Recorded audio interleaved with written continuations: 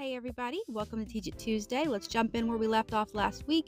We're going to be using the shorts from the previous pattern, the Leary dress. So let's get started. Go ahead and do all the things, like the video, give us a good thumbs up, subscribe to the channel if you haven't already, and hit the notification bell so YouTube will notify you when we post new videos. Stop right here to follow us on social media, and let's jump into the good stuff. This is included in the Leary's dress pattern. It is the shorts, and they have pockets on the side. That's optional. I'm going to be doing it with that. I'm using rib knit fabric and distress knit for the pockets. So let's get into what you're going to need here. You're going to be needing the short side panel, the shorts back piece, the pocket piece.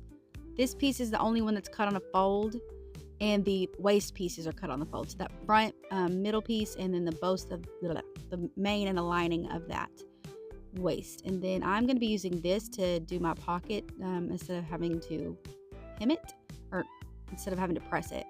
So here are those pieces. These are mirrored images here, mirrored images. 2 pocket pieces. This one's cut on a fold here. The gusset piece, and then a main and lining. I'm using the same fabric, so both of mine are the same. But you need 2 of the one part, the front and the back. Alright, so let's go ahead and get the pocket started here.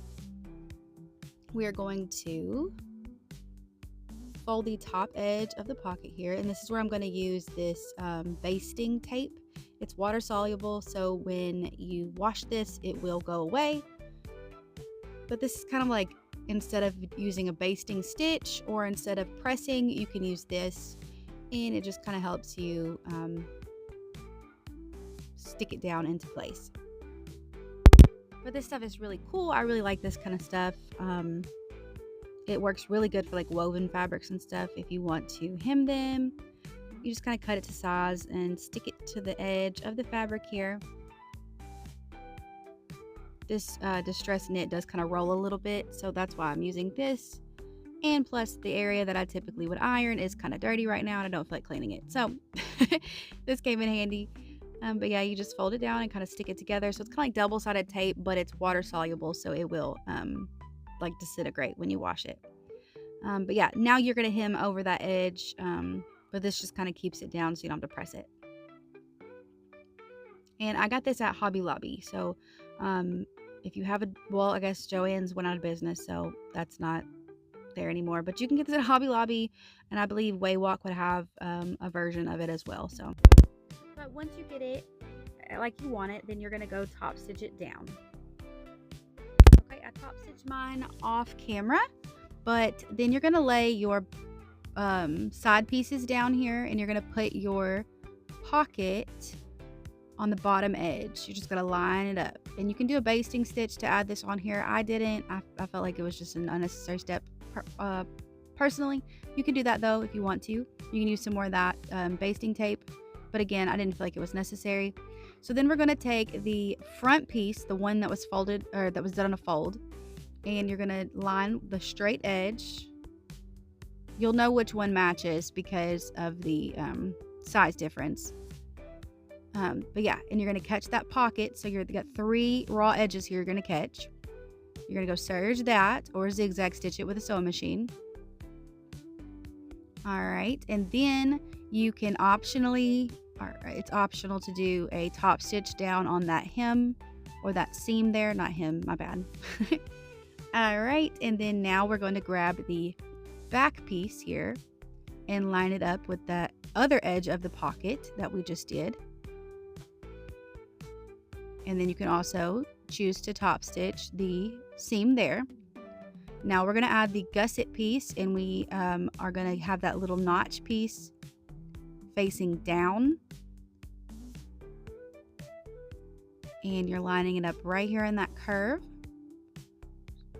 And then flip it out, and then we're going to add the second back piece.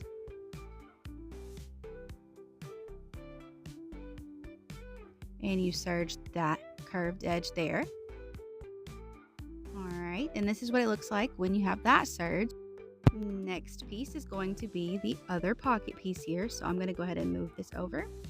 And basically, we're just going to do the exact same thing, but this time we're going to add the back piece or the back piece, you'll know because it's the long edge. And so then you serge that on there, and every single one of these hems you can top stitch. It's optional to do that. And then now we're going to complete the loop with the other side of the front piece to the other side of the raw edge of the pocket side piece here. So this is what it looks like all together. We have that gusset attached to the back pieces, and now we need to sew them, basically the crotch curve here.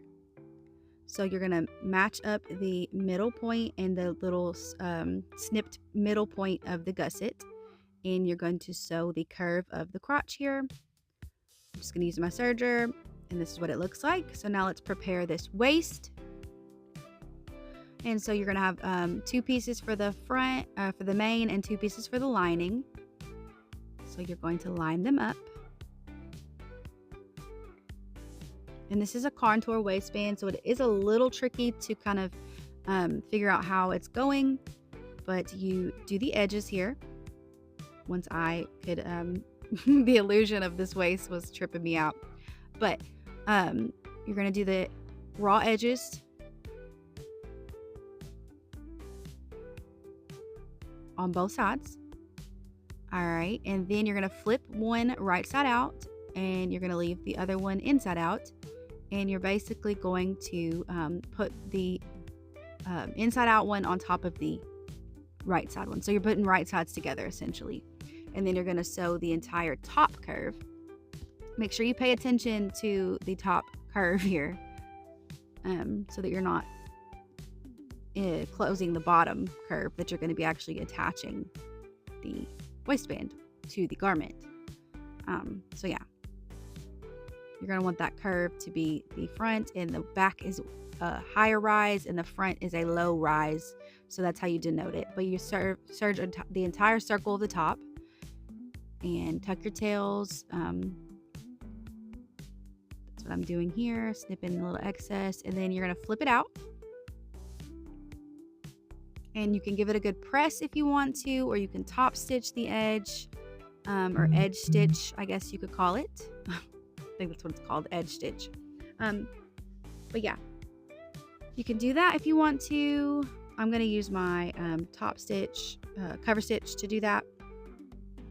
But yeah, now you are going to quarter it so that we can add this to the garment as easy as possible. So I'm matching up my side seams here. I'm also nesting my seams so that they lay flat, so there's no sensory issues and it's not bulky on the sides here. So I'm going to snip, I'm going to clip here, and then I'm going to snip my front middle and front back. So I'm just going to make a tiny little snip here and here for my fronts, and I'm going to use my side seams as my sides. And then here I'm going to line up the pockets and find the front middle, which you could have done this at the beginning when you were actually cutting the pattern pieces if you wanted to. And we have the back seam here, and then match up the front and the back, and you'll get the true sides here. So that we have 4 points to match up our waist perfectly.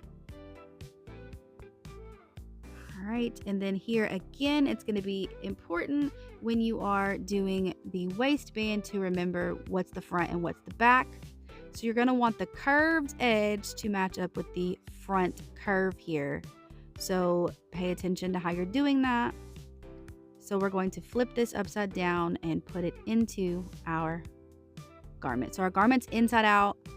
Our waistband is right side out. And we're matching right sides together, matching up the 4 corners that we did, and you're just going to serge in the circle. This would be where this would be when you add any tags or anything like that to the back of the garment, to the back seam. But yeah, you'll just go around in the entire circle, catching the 2 edges of the waistband and the 1 edge of the garment. And then all that's left after that is hemming the legs.